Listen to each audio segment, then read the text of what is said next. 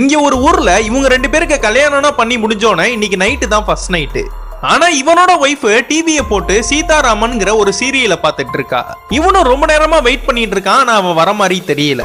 அதனால இவனும் ரொம்ப டென்ஷன் ஆகி கத்துறப்ப அந்த பொண்ணு பின்னாடி திரும்பி ஒரு முறைதான் முறைக்கிறா. இவன் பயந்துடுறான். நேத்து தான் எதுவும் நடக்கல, இன்னைக்காச்சும் ஏதாச்சும் நடக்குமான்னு அவனோட ஒய்ஃப்ட பேசிட்டு இருக்கும் போது கரெக்டா 9 மணி ஆகுது. அவளும் எப்பவும் போல டிவியை போட்டு சீரியலை பார்க்க ஆரம்பிக்கிறா. நம்மளும் ரொம்ப டென்ஷன் ஆகி டிவிக்கு முன்னாடி வந்து அந்த சீரியலை மறைச்சுக்கிறான். அப்ப இந்த பொண்ணுக்கு ரொம்ப கோவம் வந்து பின்னாடி இருக்கிற கட்டில ஒரே கையிலேயே நகர்த்திடுறா. இதெல்லாம் பார்த்த இவன் ரொம்ப பயந்து போய் ஓரமா போய் உட்கார்ந்துடுறான்.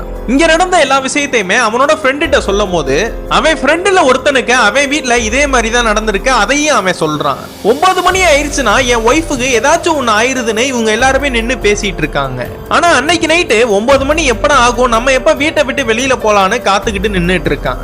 கரெக்டா 9 மணி ஆனதும் இவனும் வீட்டை விட்டு வெளியில வந்துடுறான். வெளியில வந்து பார்த்தா இவனோட வீட்டுல மட்டும் இப்படி நடக்காம அந்த ஊர்லயே இருக்கிற எல்லா ஆம்பளைங்களோட வீட்லயும் இப்படிதான் நடக்குது.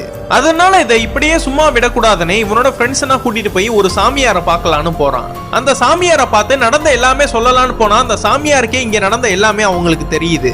அவங்க எல்லார் வீட்டுக்கும் ஒரு லிக்யூட தராங்க. அந்த லிக்யூடுல அவங்களோட ஒய்ஃபோட முடிய கட் பண்ணி போட்டா அது யாருன்னு தெரியும். அவங்களோட ஒய்ஃபோட முடிய கட் பண்ணி அந்த லிக்யூட்ல போட்டதும் அங்க ஏதோ ஒரு புகை மாதிரி வருது. யாரான்னு பார்த்தா இவ்வளவு நாளா சீரியல் பார்த்தது இவங்களோட ஒய்ஃப் கிடையாது. அந்த வீட்லயே மர்மமான முறையில இறந்து போன பாட்டிங்க. இந்த சீதாராமன்ங்கிற சீரியல் இவங்க உயிரோட இருக்கும் போது ஆரம்பிச்சிருப்பாங்க. அந்த சீரியலை பார்க்காம இருக்க முடியாம தான் 9 மணி ஆனதும் இது மாதிரினா வந்து பாக்குறாங்க.